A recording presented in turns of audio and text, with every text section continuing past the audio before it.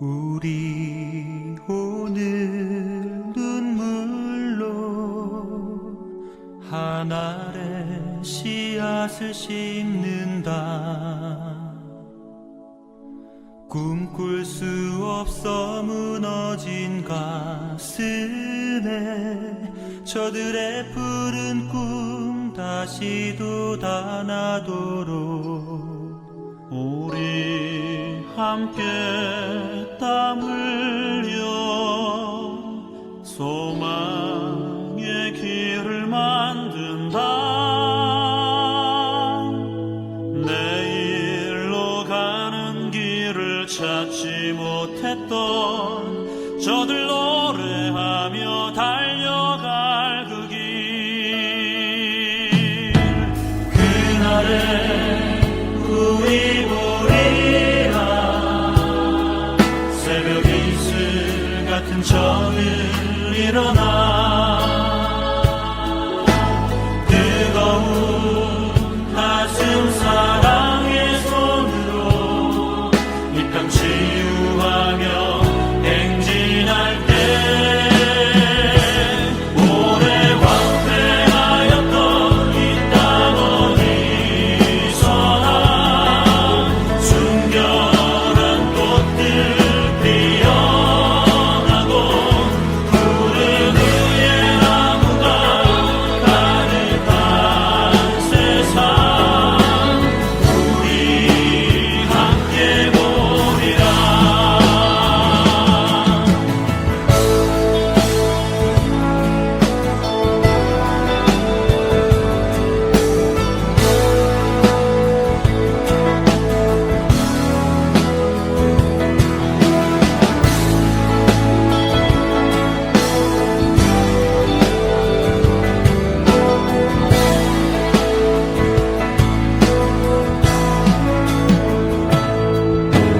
그날에 우리 보리라. 새벽 이슬 같은 저들 일어나 뜨거운 가슴 사랑의 손으로 이 땅 치유하며 행진할 때 오래 황폐하였던 이 땅 어디서나 순결한 꽃들 피어나고 푸른 의의 나무가 가득한 세상 우리 함께 보리라. 오래 황폐하였던 이 땅 어디서나 순결한 꽃들 피어나고 푸른 의의 나무가 가득한 세상 우리 함께 보리라.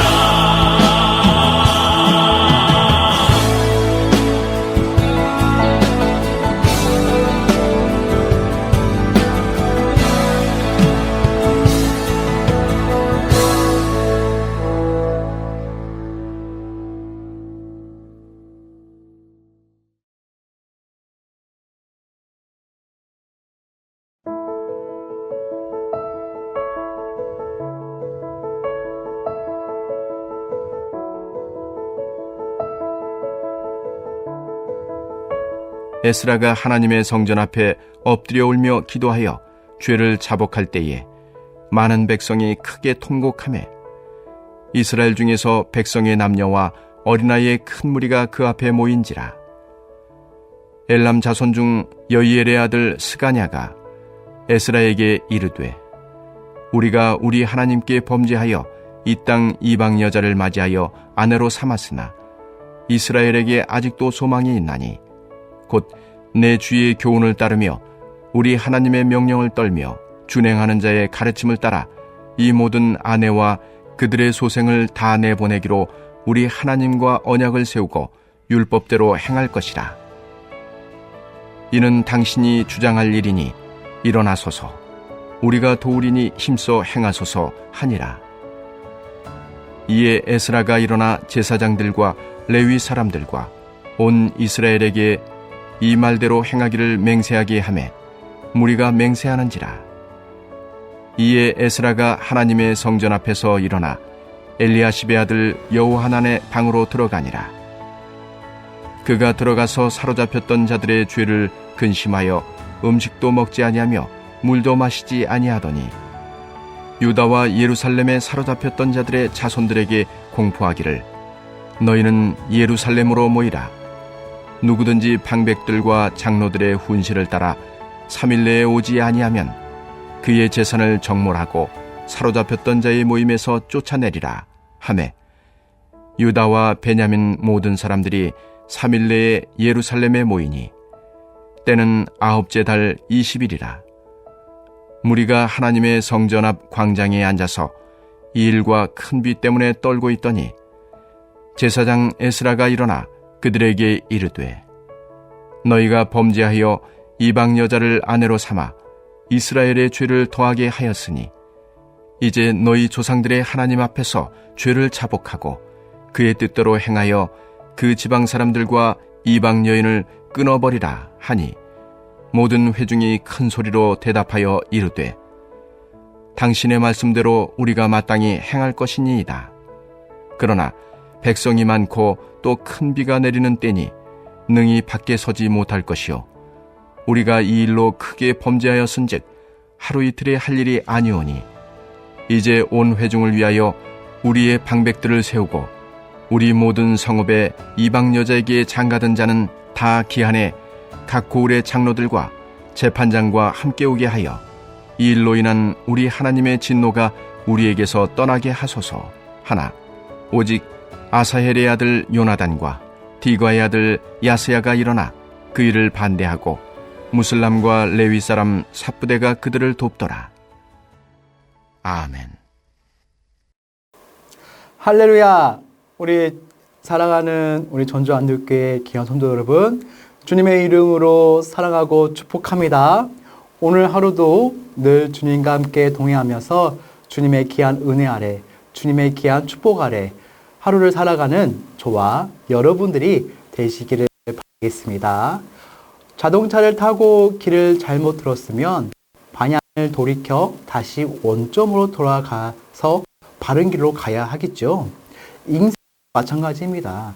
잘못된 길로 들어섰음을 깨달을 때 방향을 돌이켜야 합니다. 하나님을 등지고 살아가던 인생이 하나님을 바라보며 살아가기 위해서는 반드시 돌이킴이 있어야 하는 것이죠. 이 돌이킴을 보고 우리는 흔히 회개라고 말을 합니다. 또는 회심이라고 말을 하지요. 회심이 그 마음의 중심을 한다면 회개는 그 삶의 모습까지 돌아서는 것을 말하고 있습니다. 우리는 하나님 앞에 나올 때마다 세상에 우리가 연약하여 넘어졌던 죄악들을 회개할 것입니다. 상처를 줬더니 살지 못했던 일을 회개할 것입니다. 그런데요, 그것이 이러한 잘못을 했습니다.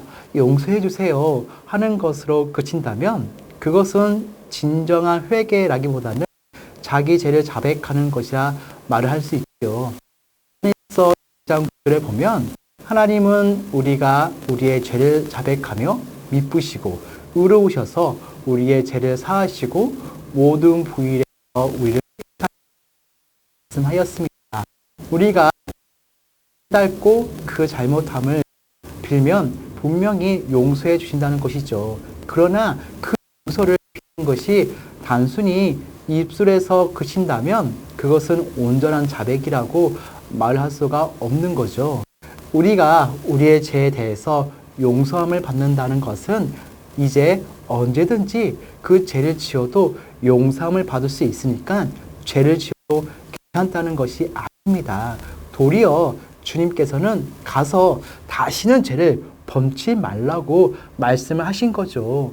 죄 용서함을 받은 사람, 이제 정죄함이 없다고 선포함을 받은 사람에게 나타나는 그 마음의 변화는 죄를 지어도 괜찮구나가 아니라 이제는 죄를 범치 않겠다는 결심이 서는 것입니다. 우리는 우리의 신앙적인 나태함과 하나님 앞으로 나아가지 못하는 것이 내 상황 때문이라고 생각할 때가 많이 있습니다. 이런저러한 문제들 때문이라고 생각하죠. 그래서 내 상황이 조금만 좋아지고 몇 가지 문제들이 해결되면 보다 더 하나님 앞으로 가까이 나아가게 될 것이라고 생각합니다. 그러나 그것은 늘 우리가 스스로 솟는 생각일 뿐이죠. 여러분의 개인의 삶을 돌아보시기 바랍니다. 언제 가장 하나님 앞에 열심히 나아갔으며 언제 하나님을 가장 찾고 의지하며 은혜 생활을 하셨습니까? 언제 그 믿음이 가장 좋았나요? 아마도 돌아보면 상황이 좋았을 때가 아니라 오히려 참으로 힘든 시기에 지금보다 훨씬 더 어려운 시기에 그 믿음이 온전히 서 있었을 알게 될 것입니다. 그때 더 하나님께 가까이 나아갔음을 알게 된 것이죠. 그런데 우리는 늘 우리의 상황을 핑계하며 내 앞에 있는 문제들 때문에 하나님께 가까이 나아가지 못한다고, 충성하지 못한다고 생각하는 것입니다. 여러분, 스스로에게 속지 마시기 바랍니다. 문제는 바로 나에게 있죠. 내 밖에 있는 것이 아니라 내 안에 있습니다. 나를 더럽히는 것이 밖에서가 아니라 바로 내 안에서 들어오는 것이 내 속에서 나오는 것임을 기억하시기 바랍니다. 이스라엘 부흥의 최대 걸림돌은 재정적인 어려움도 거리가 너무 먼 것도 대적들이 방해하는 것이 아니라 바로 그들의 죄의 문제였습니다. 그 걸림돌 앞에서 저들은 그의 죄 문제를 해결해야만 하는 것이죠. 예스라는 이스라엘 백성들이 다른 이방 사람들과 결혼하면서 우상을 섬기는 것을 보고 탄식하였죠. 에스라는 죄를 죄로 여기는 것입니다. 우리의 최대의 적이 바로 우리의 죄의 문제임을 깨닫고 그 죄 앞에서 내 마음을 찍는 것이었습니다. 그러나 이 탄식이 그저 탄식에서 할 수가 없고 정말로 그 죄로 인해서 마음을 찢었다면, 탄식했다면 이제는 그 죄를 버리는 것입니다. 예스라로부터 시작된 죄에 대한 탄식이 이스라엘 백성들 가운데서 일어났습니다. 1절 말씀입니다.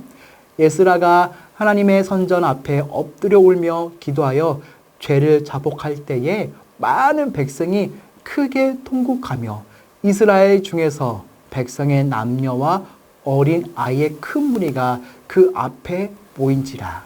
아멘.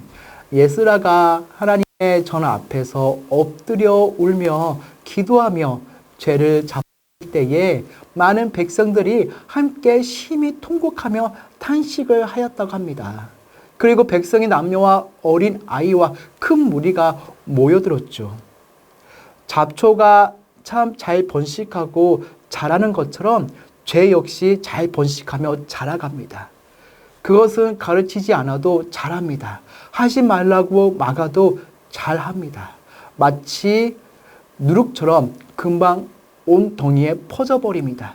그러나 오늘 우리가 보는 이 장면은 예스라의 죄에 대한 탄식이 온 백성으로 퍼지는 모습입니다. 회개의 운동이 번져가는 모습입니다. 믿음이 저면되는 모습이죠. 이것이 바로 부흥입니다.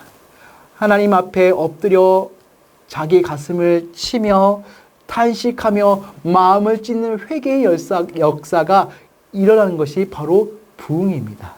이 모든 것들이 다 자기 죄악임을 고백하는 그러한 역사가 일어나는 것이 바로 부흥이죠. 우리 가운데 이 부흥의 역사가 일어나기를 소원합니다. 이 부흥을 위해서 하나님 앞에 엎드리시기 바랍니다. 주님 앞에 나아가시기 바랍니다. 그리고 구체적인 저들의 회개의 역사를 살펴보시기 바랍니다. 그것은 바로 그 죄를 버리는 것이죠. 죄에 대한 참된 탄식은 그 죄를 버린 대로 나아가게 하는 것입니다. 우리 아이들이 정말 자기 잘못을 뉘우쳤는지를 알 수 있는 것은 그가 잘못했다고 비는 것이 아니라 그가 과연 그 잘못을 고치느냐는 것을 보면 알 수 있는 것이죠. 그의 행동을 보면 알 수 있는 것입니다. 아버지의 회초리 앞에서 아무리 잘못했다고 손이 발휘되도록 빌어도 그가 그의 잘못을 고치지 않는다면 그는 여전히 뉘우치지 않고 있는 것입니다. 회개하고 있지 않는 것이죠. 2절 말씀을 보면 에람 자손 중 여히엘의 아들 스가냐가 에스라에게 말합니다. 2절 말씀입니다. 에람 자손 중 여히엘의 아들 스가냐가 에스라에게 이르되 우리가 우리 하나님께 범죄하여 이 땅 이방 여자를 맞이하여 아내로 삼았으나 이스라엘에게 아직도 소망이 있나니. 아멘. 자기들의 죄를 버리겠다는 것입니다. 자기 아내와 그 속생들을 다 내어 보내겠다는 것입니다. 이 일을 우리가 도울 테니 예수라는 일어서 힘을 내라는 것입니다. 인간적으로 보았을 때는 참으로 지나친 천사처럼 보이지만 하나님은 하나님의 그 백성 가운데 있는 죄악을 참아 보지 못하심을 아시기 바랍니다. 에스라가 방으로 들어가 그 죄로 인해 근심하여 식음을 전폐하더니 드디어 그 백성들에게 나타나 공포합니다. 모든 이스라엘 백성들이 3일 안에 다 모일 것을 공포합니다. 오지 않은 자들은 재산을 빼앗고 쫓아내겠다는 것입니다. 3일 안에 모든 사람들이 다 모였죠. 그런데 하필이면 그때에 엄청난 비가 쏟아졌습니다. 그러나 그 비로 인하여 모임이 연기되는 것이 아닙니다. 수많은 비 중에 백성들은 모여서 그들의 죄의 문제를 다루고 있었습니다. 할렐루야. 사랑하는 성도 여러분, 우리가 우리의 죄를 버리기로 작심하고자 했을 때 꼭 방해하는 일들이 생깁니다. 내 마음을 악하게 만드는 일들이 생깁니다. 그리고 그것 때문에 결국은 결단하지 못하고 그 시기를 넘기고 또 넘겨서 그런 일들이 많이 있습니다. 그래서 버리지 못하고 질질질 끌고 가지고 있게 되는 것이죠. 그러므로 우리가 우리의 죄를 버릴 때는 단호해야 합니다. 그 일을 가로막는 일이 있으나 거기서 주저앉으면 안 된다는 것이죠. 비가 억수로 왔으나 그 모임은 속게 됩니다. 그 우중에 에스라가 일어나 모임 무대에게 말을 하죠. 10절에서 11절 말씀입니다. 제사장 에스라가 일어나 그들에게 이르되 너희가 범죄하여 이방 여자를 아내로 삼아 이스라엘의 죄를 더하게 하였으니 이제 너희 조상들의 하나님 앞에서 죄를 자복하고 그의 뜻대로 행하여 그 지방 사람들과 이방 여인을 끊어버리라 하니. 성도 여러분, 에스라처럼 백성들의 죄악 때문에 탄식하며 근심하며 그로 인해 식음을 전폐하고 울며 기도할 정도로 가슴을 찢는 자가 되기를 위해서 우리는 기도하기를 바랍니다. 그리고 그 모든 죄에 대해서 이처럼 단호히 말할 수 있는 선포자가 되기 위해서 기도하시기를 바랍니다. 죄를 죄라고 말할 수 있는 우리가 될 수 있기를 위해서 기도하시기 바랍니다. 그리고 온 성도들을 그 말을 달게 받을 수 있는 은혜가 임하게 해달라고 기도해 주시기 바랍니다. 에스라의 말을 듣고 우리가 대답합니다. 12절 말씀입니다. 모든 회중이 큰 소리로 대답하여 이르되 당신의 말씀대로 우리가 마땅히 행할 것이니이다. 아멘. 그리고 그 일을 순간적인 감정으로 행하는 것이 아니라 보다 더 조직적으로 확실하게 하기 위해서 이 일을 위해서 백성들은 세우고 조사하여 철저하게 할 것을 말합니다. 물론 여기에 반대하는 반대자가 있죠. 15절 말씀입니다. 오직 아사헬의 아들 요나단과 디가의 아들 야스야가 일어나 그 일을 반대하고 무술람과 네이사라 삽부대가 그들을 돕더라. 아사의 아들 요나단과 디가의 아들 야스야가 일어나서 그 일을 반대했다고 하였습니다. 그리로 무술람과 네이사라 삽부대가 그들의 의견을 같이 동참하였죠. 그러나 그것으로 인해 그 일이 멈추어지지 않았습니다. 항상 하나님의 일에 걸림이 있고 반대가 있다는 것이 염두에 두시기 바랍니다. 약 3개월간에 거쳐서 그 조사를 다 마치고 저들이 맹세한 대로 그 일을 실행합니다. 여기에는 아무도 예외가 없습니다. 제사장의 가족들로부터 시작해서 모든 백성들이 그 죄를 다 과감하게 버리게 합니다. 그때 조사된 사람들의 명단이 쭉 기록되어 있죠. 여러분, 이들이 이 죄를 버리는 일이 결코 쉽지 않았을 것을 우리는 쉽게 짐작할 수가 있지요. 맨 마지막 44절에 보니까 이 일은 자기 아내와 그 자녀들을 버리는 일이었습니다. 아무리 이방 여인이라고 하지만 어쨌든 자기 아내이고 자기 자식입니다. 그러나 그것이 하나님의 뜻이 아니기 때문에 단순히 죄의 당식과 뉘우침으로 끝나는 것이 아니라 그 죄의 모습이 버리는 것이죠. 이것은 참으로 그 무엇보다도 힘든 문제였을 것이죠. 우리가 오늘 이 말씀을 믿지 않는 불신 남편이나 아내하고 이혼하라는 말씀으로 조기하는 것이 아닙니다. 오히려 성경은 믿는 아내의 정결한 행위를 통해서 남편을 구원하라고 권면하고 있는 거죠. 이것은 죄에 대한 우리의 죄에 대한 우리의 단호해야 할 태도를 보여주는 것이죠. 오늘날 우리가 우리의 죄를 버리지 못하는데 많은 이유들이 있습니다. 그러나 오늘 본문에서 이스라엘 백성들이 보여주는 이 모습은 우리의 모든 핑계하는 입들을 맞는 놀라운 결단인 것입니다.